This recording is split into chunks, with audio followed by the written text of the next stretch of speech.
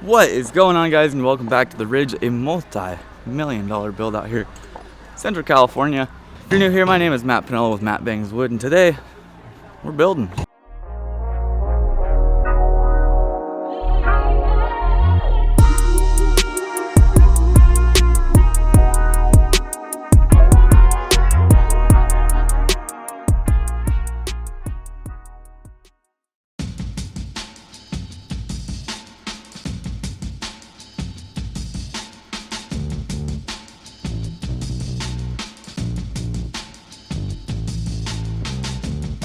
So what you guys are going to see right now is the process that it takes to add windows once a wall is already framed. We have shear panel on the outside as well, so it's a little bit more difficult, especially when it's already nailed off. It's not really that big of a deal. You kind of just frame the opening in with the OSB still up on the outside, and then we'll just take and route out the thing and it's done. But that's what we got going right now. Greg's working on the post bases in the front. They're pretty trick. All of the hardware for mounting everything out here, the post and beam and back, all of our knife plates are absolutely insane. Unfortunately, the fabricator just got hurt. He had an I-beam drop on his leg and it snapped his femur in half. So there's actually a small holdup on our knife plates in the back, but that is plenty fine. Things like that happen. I hope he recovers quick. Snapped femur, that's a 6-month recovery time. It's no fun. But we're gonna get these windows thrown in. Good days, guys, good days. Hit the subscribe button down below if you haven't already. Now, there is a lot of different ways to do just about everything in the construction industry, and that's what I stress to you guys. Find a way that works for you and run with it. You can see here that I left the studs in the wall, and I cut for my sill and my header, slapped everything in, and my window went together fairly quick. Jay and Fox both decided to cut the nails along the studs from the OSB, take the studs out completely, and rebuild that way. So we're getting these windows knocked out. Mine's framed out right there. Fox is getting his. Jay's is done over there. We're not gonna route them out though until all of them are in there. So our family owns a recycle yard. So that's who's dropping off our roll-off right up here. They're also the same ones that move our lift for us anytime we need it. Cannot thank them enough.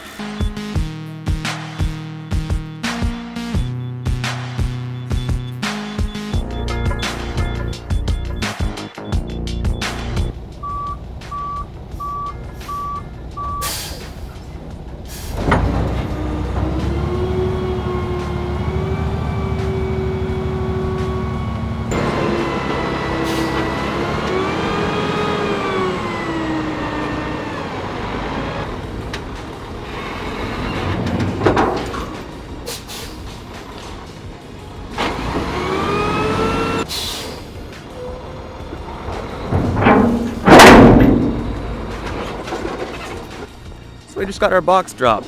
Stoked on that. It's one thing we like to do is pay for all of our debris to get hauled off. Makes it nice, makes it easy, nobody else has to deal with it. But it's time to get these windows routed out. I just rolled out a cord, got the router out, and that was about the time he pulled up. So let's get these things routed.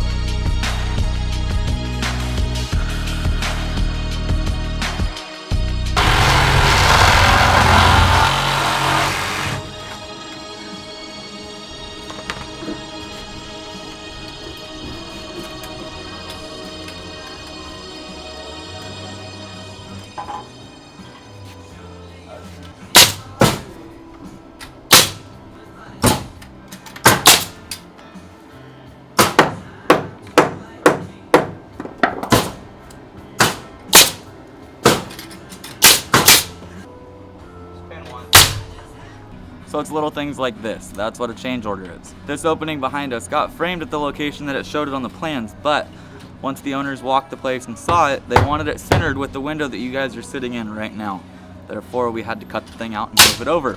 Typically, we'll take all of our opening changes, whether it be doors or windows, we'll put all of them together, figure out just about how long it's gonna take, and that's how we'll total it up, and that's what we bill for. If you don't bill for things like this, you're pretty much just burning time. You don't value yourself. Change orders are a must. In this industry, there's a lot of people that would probably tell you they do it for free, and that it's no big deal. They truly love what they do.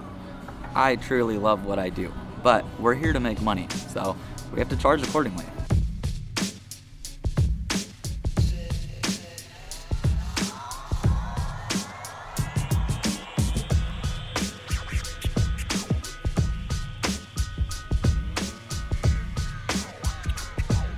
This little area right here was a design change that the owners wanted.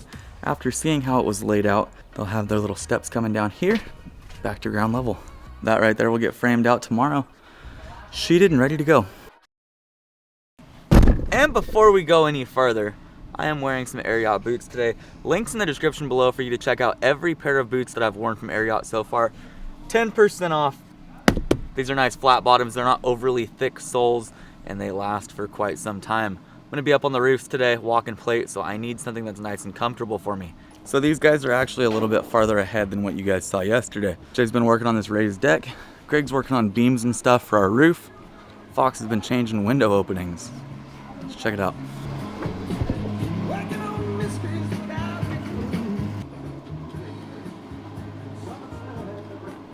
Now the one thing I don't like about this little raised floor area right here is how low the headroom is.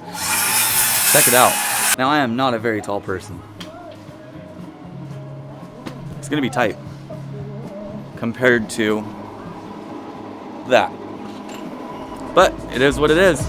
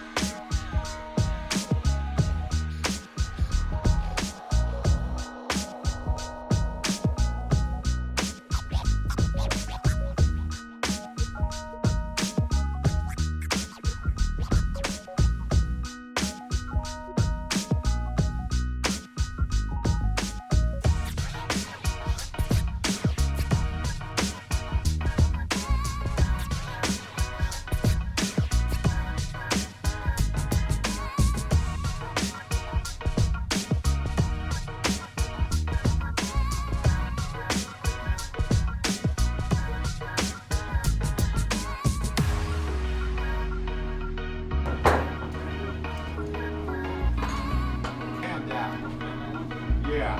What's it?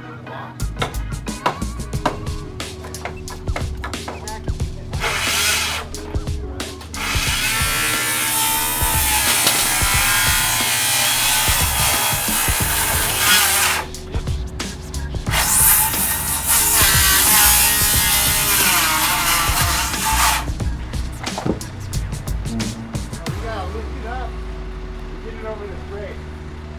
You ready? Yep.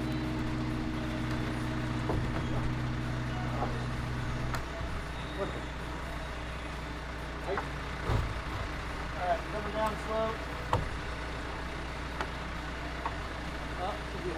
I'm hanging up here. There we go. Okay, coming down. Woo.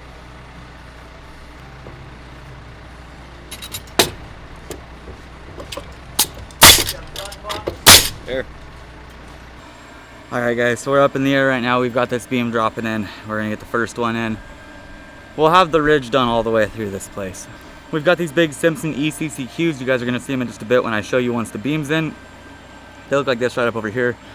They are a very expensive hardware that goes onto a post and then holds a beam up top. It's a post to beam connection from Simpson.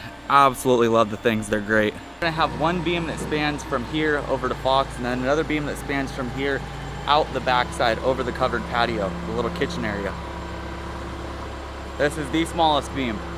Now when we cut these beams, we had to take into consideration that the bottom 5 inches is gonna stay exposed throughout the lifetime of this home. So we wanted the bottom 5 inches to be nice and clean. Now the parts of the beams that go way far out, like out back and out front, We actually crown these things upside down. That way it goes up. If you crowned them right side up, it would go down. We want these things to stay erect as long as possible.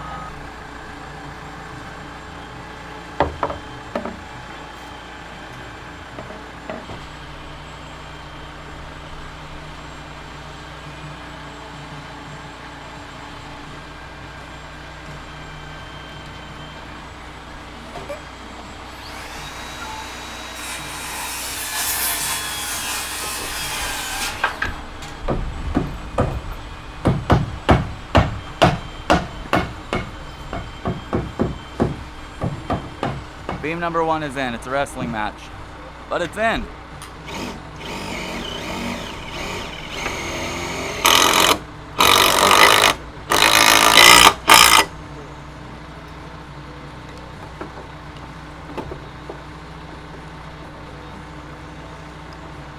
know what? I just gonna screw the whole thing, huh?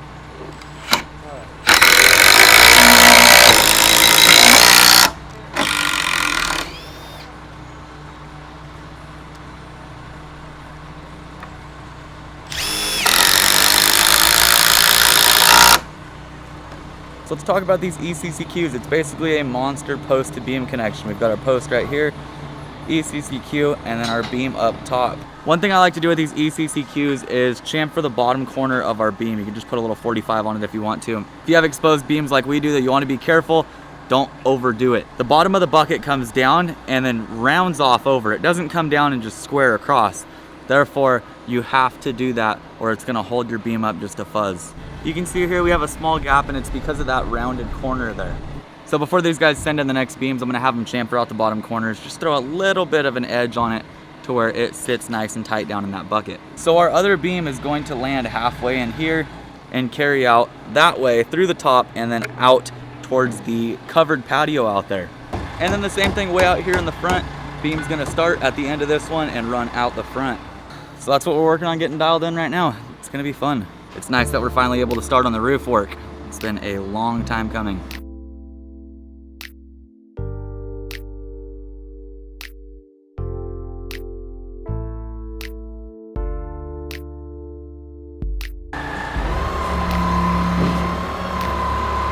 That looks awesome. It looks huge, but it looks good.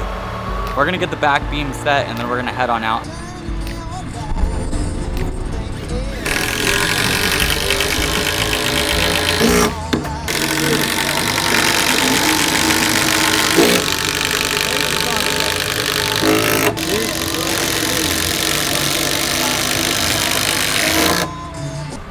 Hey, do you want, hey, I'll get up, take this scaffold over there.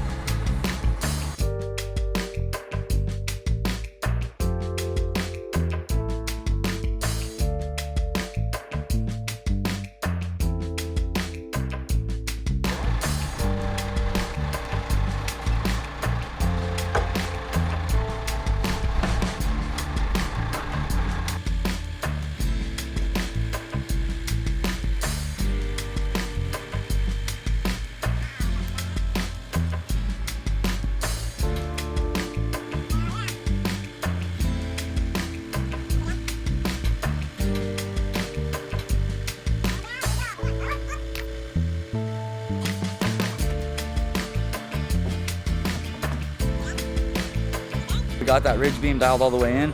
We can start cutting and stacking. We're gonna start on the roof today.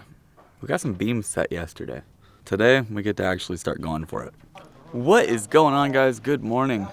We're out here in foggy California. We got some framing weather going on. As you guys know, this is like prime time to work. We're gonna work some promo real quick.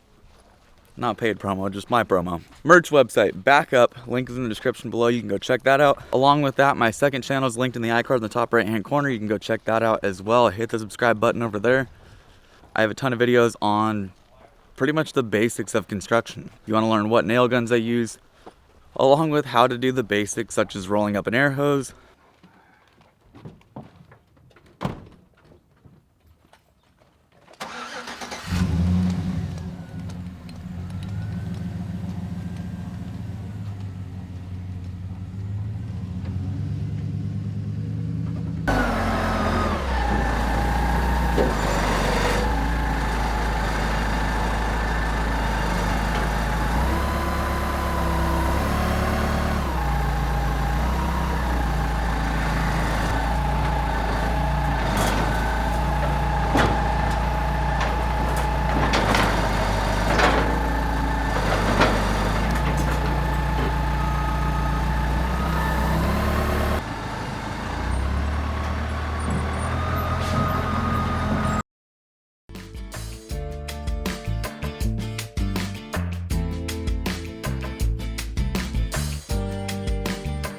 Our 2x10 rafters are moved and we're good to go.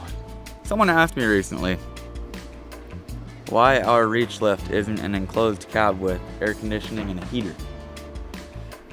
They have this really cold white stuff that falls from the sky in other places, and it sticks on the ground and it stays for a while and it makes everything else really cold. We don't have that here. And it also doesn't get too hot, so we don't need air conditioning. Today's video is not sponsored by Bang Energy. I feel like it should be, but it's not.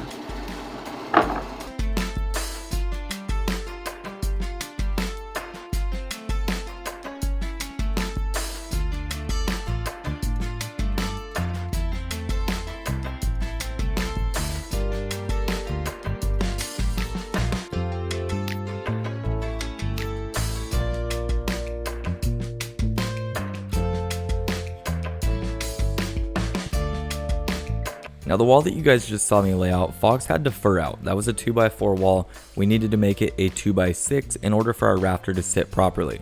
So that's what Fox is doing here, cutting down simple little 2-inch rippers and furring out this whole wall.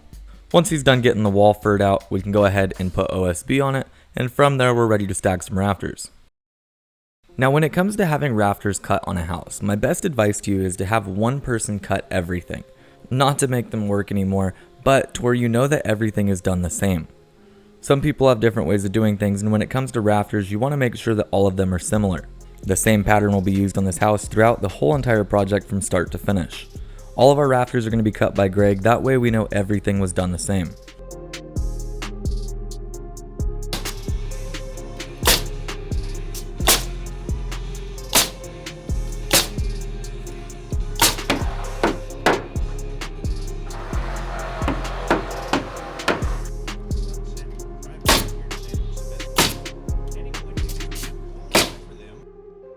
We got the rafters up onto the roof with the reach lift, and you'll see we start setting them in place.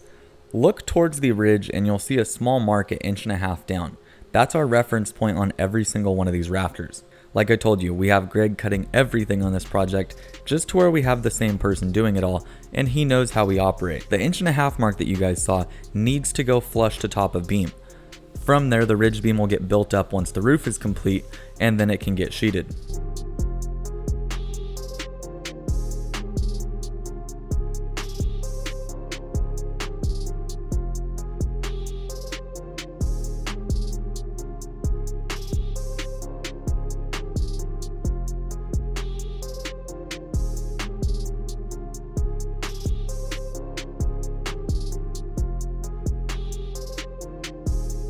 Alright guys, so we're staying a little bit late today.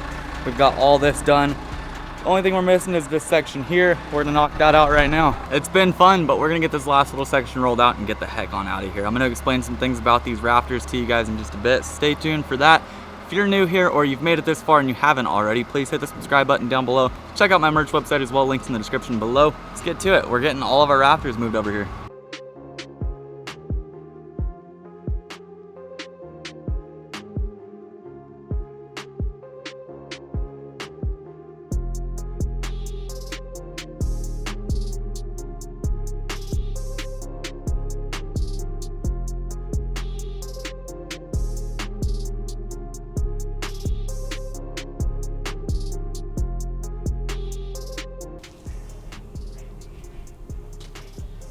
We have a roof.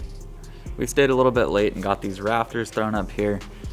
It's looking good. We got the whole thing banged out from front to back. We have a couple little sections that I'm going to show you guys in just a second where these skylights are going in. Therefore, we have a pretty big void in between our rafters. We'll head out for those skylights, frame it in, and then put the remainder of a rafter back in.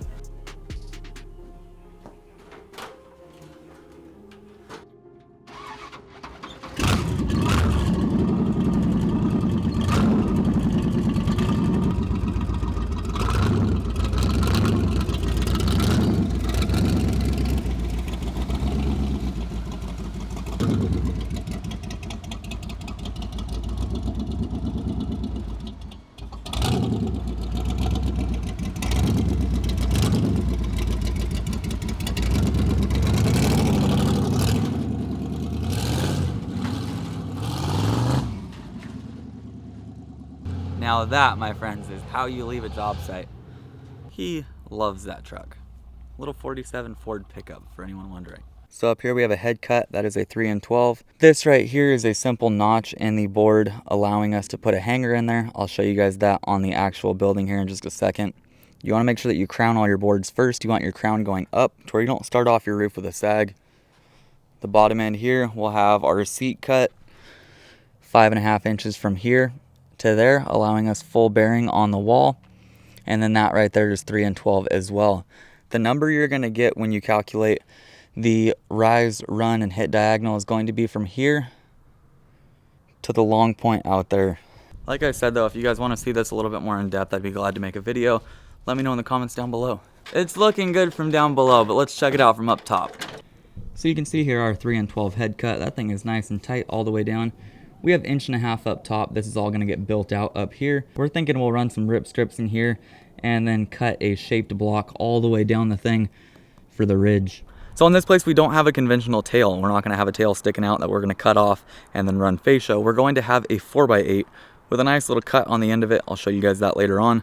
In construction, there's a rule of thumb for anything that's cantilevering or overhanging, 2-to-1 ratio. So if you're hanging out 2 feet, you want to be tied back into the roof system 4 feet. If you have a deck with cantilever joist, if you're going to be hanging out 4 feet, you need to be tied back in 8 feet, making your total joist length 12 feet. 8 foot tied in to the existing floor system, 4 foot overhung.